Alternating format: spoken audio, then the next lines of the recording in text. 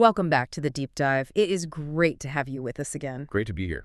I have to say, usually when we crack open a file on optometry or ophthalmology, really anything to do with the eyes, I kind of expect a certain gentleness. Right. We're usually talking about corrective lenses, maybe finding the right frames for your face shape, or the slow, inevitable drift of macular degeneration that, comes with age. Or digital eye strain. That's a big one these days. Exactly, digital eye strain from scrolling too much. It's important stuff, don't get me wrong, but it's rarely heart-pounding. It's not usually the kind of thing that keeps you up at night. That is the standard baseline, yes. Yeah. You're absolutely right. Eye care, for the vast, vast majority of the population, is really about maintenance. It's about refinement.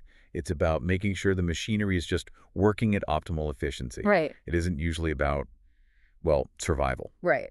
But this stack of papers you've put on my desk today, this feels less like a routine medical report and, I don't know, more like the script for a suspense thriller. It reads like one, doesn't it? It really does. We are not talking about fading vision here. We aren't talking about needing bifocals. We are looking at a condition that the source material describes, and this is a direct quote that gave me chills, as a ticking time bomb inside the human body. Yeah. And looking at the data, I really don't think they're being hyperbolic. Yeah, they absolutely are not being hyperbolic. In fact, if anything, time bomb might even be underplaying the acute nature of the physiology here. Wow. We are diving into a condition called neovascular glaucoma. And you're right to distinguish this from the gentle eye issues we usually discuss. This isn't a slow decline. Yeah. It's a physiological crisis. It is a situation where the anatomy of the eye essentially turns against itself in a really violent, rapid way. It's a biological coup d'etat. A biological coup d'etat. That is a terrifying image, but violent really seems to be the operative word here. It is. So here's our mission for this deep dive. We have the case notes, we have the anatomical breakdowns, and we have a very specific narrative to get through. We need to unpack the mechanism, how the eye physically breaks down. Right, the how. We need to understand the plumbing, which I know sounds mundane, but trust me, it's critical. And I think most importantly, we need to identify the signal in the noise. Because the difference between saving sight and losing it with this specific condition seems to be measured in hours, not months. Precisely. The window for intervention is incredibly narrow. And the scary part, which I know we'll get into in detail, is that the symptoms they're so deceptive. How so? They camouflage themselves as something else entirely. They masquerade as a different medical emergency, and that leads people down the wrong path while the clock is ticking on their vision. Okay, let's get right into that camouflage, because I think that's the real hook here. The sources introduce us to a patient they call Retired Robert. Retired Robert. Now, looking at his profile, he's your standard guy. Retired, obviously. Plays a little golf, watches a little TV. No extreme hobbies, no history of massive trauma. He's not, skydiving on the weekends. That's a regular person. Exactly. But the reconstruction of his morning, the morning where everything changed for him, it's just terrifying. Can you walk us through the timeline here? It's 6 a.m., Robert wakes up. What is the immediate reality for him? It's just chaos. Yeah. From the second consciousness hits, he doesn't wake up groggy. He doesn't hit the snooze button. No slow start to the day. No. The text says he wakes up with the worst headache of his life. And we need to be really specific about this pain because headache is such a generic term. We've all had headaches. Sure. This is not a tension headache from staring at a spreadsheet all day. It's not sinus pressure from a spring allergy. It's described as a pounding sensation, almost like a physical hammer striking from the inside of his skull, radiating around the brow and the temple. It's just all-encompassing. Okay, so severe, localized pounding pain. I mean, that alone is enough to ruin your day. Ruin your week. Yeah. But then comes the curveball. The source says he feels physically sick. He's nauseous. Right. Intense nausea. He feels like he's going to vomit. His stomach is turning. He's sweating. It's a full-body response. So just put yourself in Robert's shoes for a second. You wake up, your head is splitting open, your stomach is heaving, you stumble to the bathroom, probably clutching the wall for support. You look in the mirror, and this is the part that really stuck with me, the visual evidence. What does he see when he looks at his reflection? He sees a terrifyingly red eye. And we aren't talking about the mild pinkness of, conjunctivitis or a late night out. Right. We're not talking about that little red squiggle you get when you're tired. This is a deep, angry, congestive redness.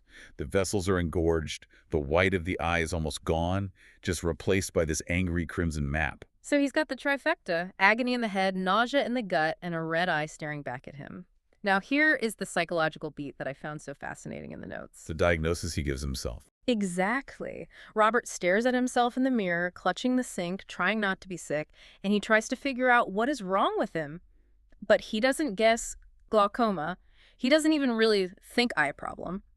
What does his brain jump to? He thinks he's having a stroke. A stroke? I mean, that seems like a massive leap for an eye condition. If I cut my finger, I don't immediately think heart attack. Right. But here, he has a very obvious eye issue, and he thinks brain issue. Hmm? But when you look at the symptoms he's experiencing, it kind of makes sense, doesn't it? It makes perfect sense for a layperson. In fact, strictly looking at the data points he has, it's a pretty logical deduction. Why, though? Well, think about it. Sudden onset, severe incapacitating headache, Chris. and systemic distress. Yeah. Vomiting and nausea. In our, cultural medical knowledge, headache plus vomiting almost always equals brain problem. True. We are trained to think neurological. We generally don't associate the eye, which we think of as this small peripheral organ, almost an accessory, with systemic illness. We don't think an eye problem can make us throw up. That's the trap. That is the cognitive trap he falls right into. That is the trap. And the source highlights this so effectively. Robert is experiencing a whole body event, or at least it feels that way to him. Yeah. He's panicking about a blood clot in his brain. He's worried about paralysis. He's worried about dying. But the fire is actually contained entirely within the globe of his eye. And this distinction is why we're doing this deep dive. Because if Robert goes to the ER, which he absolutely should, and says, I think I'm having a stroke, the triage path is completely different than if he says, my eye feels like it's exploding. Completely different, 100%. If you trigger the stroke protocol, you're getting CT scans, you're getting neurological assessments. And while all of that is happening, the pressure in the eye is still spiking. Oh, wow. That delay, the time it takes to rule out a stroke, that could be the time that costs him his optic nerve. Okay, so we've established the stakes. Robert is in the bathroom, terrified. We know it's not a stroke. The file on the desk identifies the real culprit: neovascular glaucoma. I want to pick apart that name before we look at the mechanics because it sounds, I don't know, industrial. It sounds like something you'd find in a factory, not a face. It is a mouthful, certainly, Yeah. but it's incredibly descriptive. If you just break down the Latin, it basically gives you the plot of the whole movie. Okay, lay it on me. Neo means new. Vascular refers to blood vessels. So literally, new blood vessels. And glaucoma. What's the strict definition there? Glaucoma is a category of disease defined by damage to the optic nerve, usually, though not always, driven by high pressure.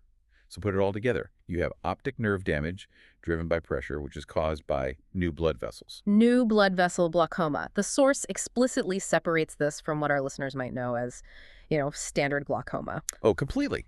My grandmother had glaucoma, and for her, she just took drops for 20 years. It was slow, it was quiet, it was a maintenance issue. This seems loud. Loud is the perfect word for it. Primary open-angle glaucoma, the kind your grandmother likely had. That's a chronic, slow-aging process. It's like a drain in a kitchen sink getting a little bit gunky over 10 years. Right. It still drains, just slowly. Exactly. It's a clog in the pipes that takes decades to form. Neovascular glaucoma is an event. It's an acute physiological disaster. It's classified in all the medical literature as a severe secondary complication. Secondary. So secondary meaning it doesn't just happen on its own. You don't just wake up with this out of the blue for no reason. Correct. It's almost always secondary to something else. The eye is reacting to a previous trauma or, more commonly, a previous disease state. I see. It is the domino that falls last, but it falls by far the hardest. Okay, to understand the reaction, we have to understand the machine. The source material pivots here to an anatomy lesson, and they use a plumbing analogy. Now, I'm always a bit skeptical of simple analogies. The body's usually more complex than a Honda Civic or a kitchen sink. But this one seems to hold up pretty well structurally. It's really the only way to understand the physics of IOP intraocular pressure.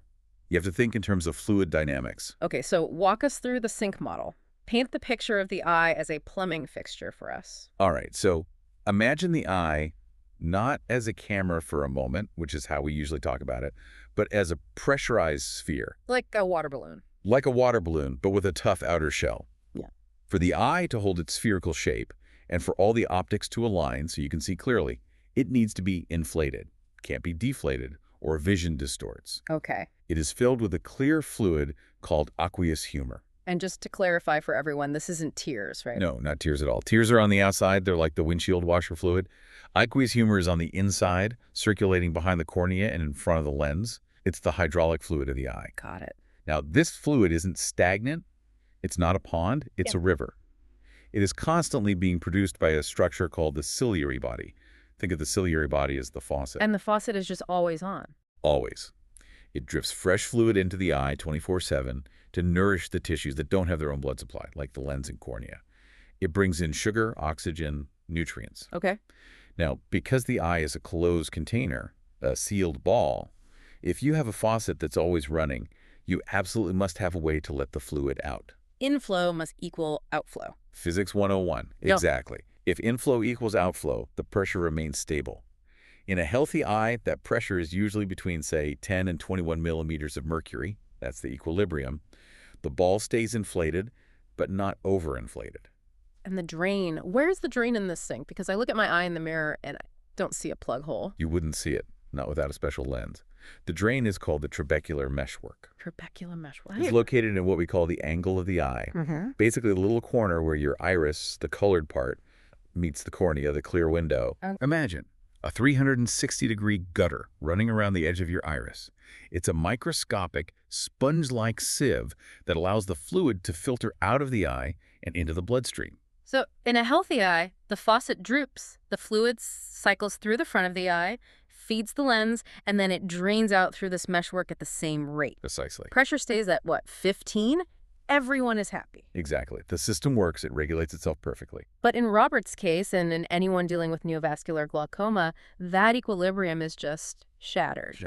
And this brings us to the villain we teased earlier, neovascularization, the new blood vessels. Now, normally if I cut my skin, I want new blood vessels. Angiogenesis, growing vessels, that's usually a healing miracle, right? It's how we repair tissue. So why are they the bad guys here? This is the great tragedy of the pathology. The body thinks it is saving the eye. It's trying to help. It is trying to help. Usually these vessels grow because the retina, the film in the back of the eye, is starving for oxygen. Maybe the patient has unmanaged diabetes or a vein occlusion, which is like a stroke in the eye. I see. The retina sends out a chemical distress signal. It releases a protein called VEGF, vascular endothelial growth factor. It's basically sending up a flare, a chemical flare. It's screaming for help. It screams, "We are suffocating. We need oxygen. Build more pipelines. Bring us blood." So the body responds by building new roads, new pipelines. It tries. It sprouts these new vessels. But, and this is the absolute critical failure, these aren't healthy structured vessels. They are flimsy, they leak, and most importantly, they grow in the wrong places. They don't stay in the retina where they are needed. They follow the flow of fluid. They migrate forward. And the source says they grow over the drain. Location, location, location. That's the whole problem. Instead of staying in the back where they might be useful, they migrate to the front, right onto the iris and into that angle we just talked about. So go back to the sink analogy for a second.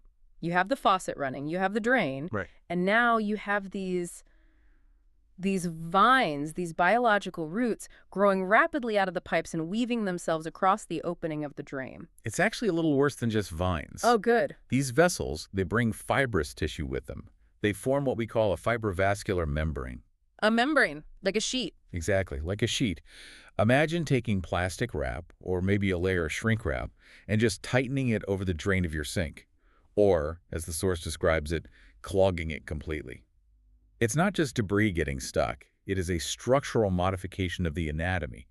The drain is physically paved over. That is a very claustrophobic image. So the drain is sealed, but the ciliary body, the faucet, does it know the drain is closed? Does it turn itself off? It has absolutely no idea. The faucet just keeps running. It keeps pumping fluid into the chamber because that is its job, to produce fluid. It doesn't get the memo that the exit has been closed. And here we go. Inflow continues. Outflow is zero. And because fluids are essentially incompressible, you can't squish water into a smaller space, that volume has nowhere to go. The pressure doesn't just rise, it skyrockets. The source uses the word rapidly. I want to double click on that. Because like we said, standard glaucoma is slow. Why is this so fast? It's the nature of the blockage. In standard glaucoma, the drain gets a little rusty, a little slow over decades. It's a partial blockage.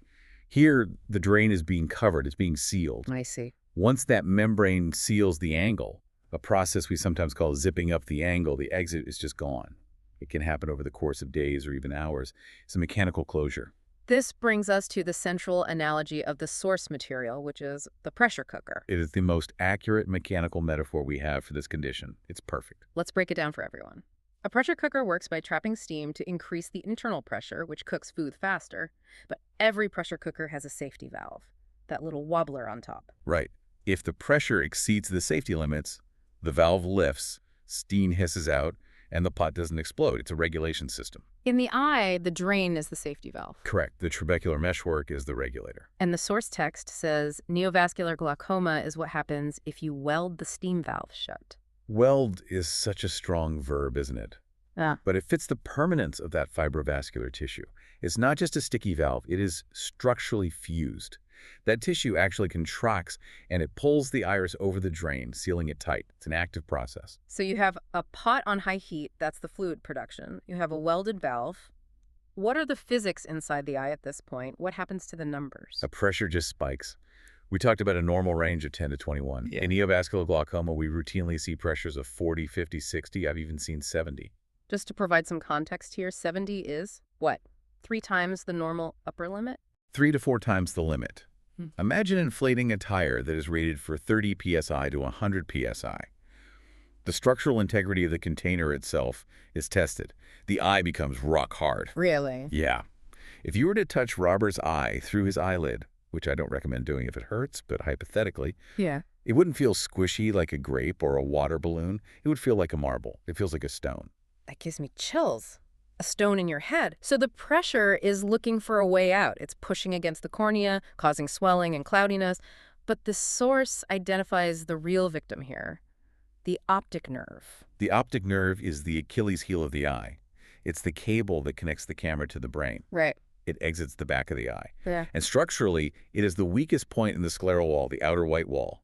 It's where the wall has a hold to let the wires out. So when the pressure builds up, the force is directed backward, toward that weak point. Exactly. It pushes against the lamina cribrosa, which is the mesh where all the nerve fibers exit. It physically bows it backward. The text uses the word crushes. The pressure crushes the optic nerve. That feels incredibly violent for a biological process. It is violent. Think about what the optic nerve actually is. It's not just a rubber wire. It's a bundle of 1.2 million delicate nerve fibers. Wow. Retinal ganglion cells. When the pressure spikes to 60, 2 things happen at the same time. First, you have direct mechanical compression.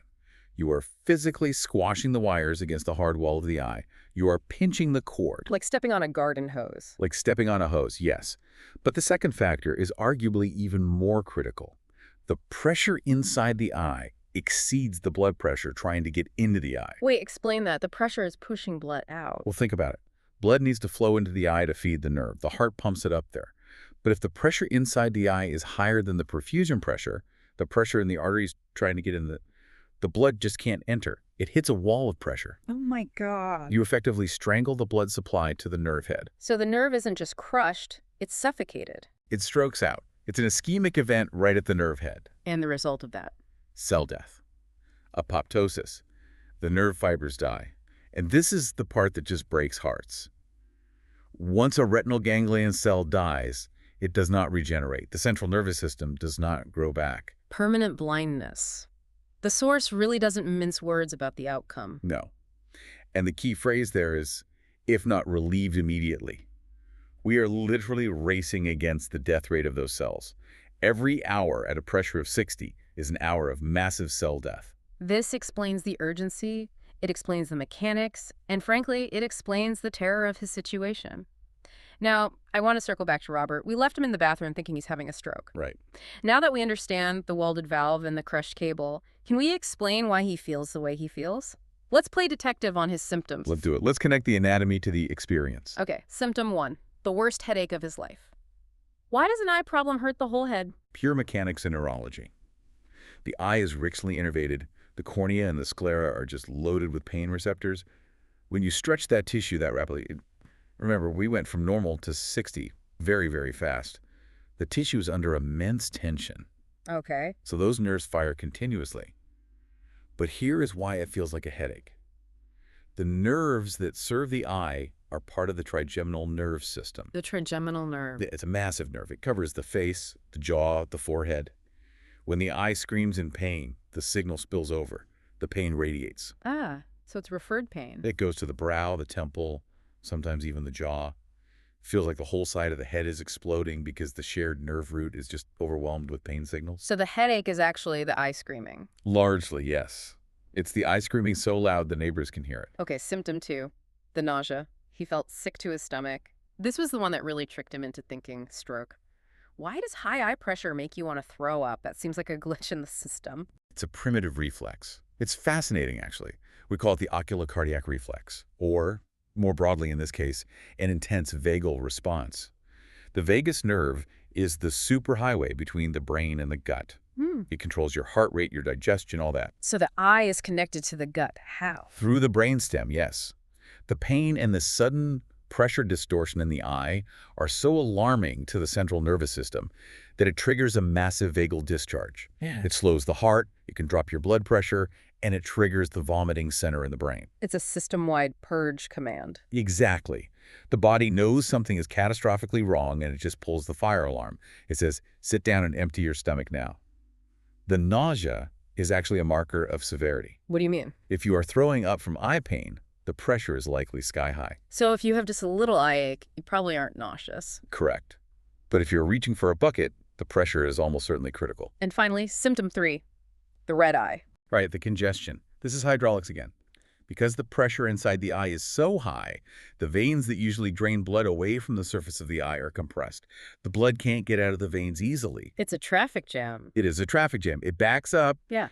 The eye looks red because every single surface vessel is just gorged with stagnant blood. It all connects. The mechanics explain the symptoms perfectly. It's not random at all. It's pure physics. Exactly. The source notes something fascinating here that I want to touch on.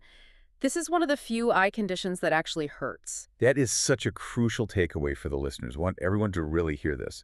Think about the big blinders, the diseases that typically take vision. Okay. Diabetic retinopathy, usually painless. Macular degeneration, painless.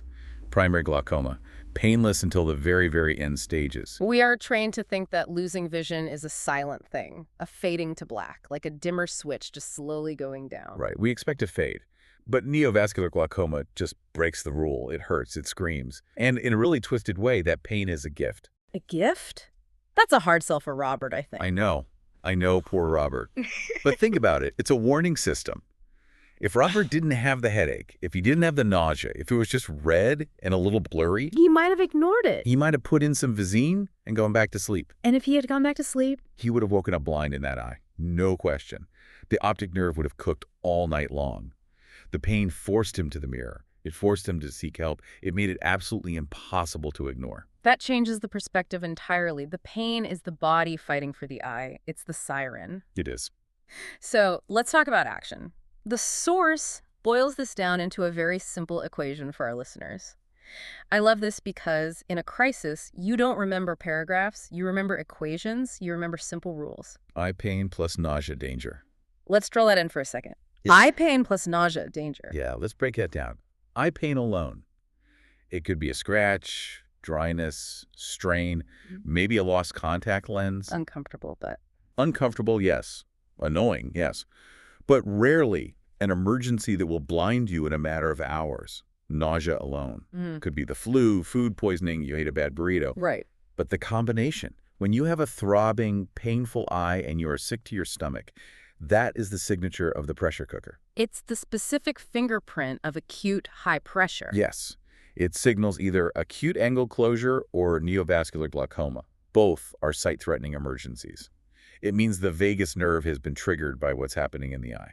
So if a listener or a family member wakes up like Robert, what is the protocol? The source is very directive here. It's not ambiguous at all. The directive is treat it as a medical emergency, full stop. So this is not a call the optometrist when they open at 9 a.m. kind of situation. Yeah, this is not a wait and see. This is a go to the ER or call the on-call ophthalmologist immediately situation. Every single hour matters. The optic nerve is being crushed. You need to lower that pressure immediately to save the structure. And what about the stroke confusion? This is the last practical tip I want to extract from this. If Robert walks into the ER and says, my head hurts and I'm vomiting. He might get sent for a CT scan while his eye is dying. How does he advocate for himself, or how would you? That is a critical point. Triage nurses are trained to spot strokes, and they're great at it. If you present with those symptoms, you're going down the stroke path. Right. He or you, the listener, needs to link the symptoms. You have to say, I have a severe headache, I am nauseous, and my eye is red and painful. You have to point the medical team toward the eye. Don't let the systemic symptoms distract from the ocular cause. Exactly. You have to tell them, look at my eye. I think the pain is coming from my eye. Yeah. That single sentence changes the triage immediately. They will measure your pressure, they'll see it's 60, and they'll start the drops and the ID meds to bring it down. That is life-altering advice. It's amazing, isn't it? We started this deep dive looking at a scary story about a morning gone wrong. And we've ended up inside the microscopic plumbing of the eye. It really, really changes how I view the organ. It should. We take the camera apart for granted. We just assume the lens will keep focusing, the shutter will keep clicking. But this reminds us that the eye is a pressurized, living machine. It's a plumbing system. And like any plumbing system, if you block the drain, the pressure builds. When the plumbing fails, the camera breaks. That's the line from the notes that's going to stick with me. It's the fundamental truth of glaucoma, all forms of it. Well, we've covered the villain, which was neovascularization, the mechanism, the pressure cooker, and the solution, which is immediate action. Whether you're listening to this to ace an exam or just to be better prepared for the weird curveballs human biology throws at us, I hope this was helpful. And please remember the equation, eye pain plus nausea. It's a small piece of data, but it's the kind of thing that you really want to have filed away just in case. Better to know it and not need it than need it and not know it. Thanks so much for guiding us through the mechanics today. It was my pleasure. And to our listeners, keep your eyes open and your pressure down. We'll see you in the next deep dive.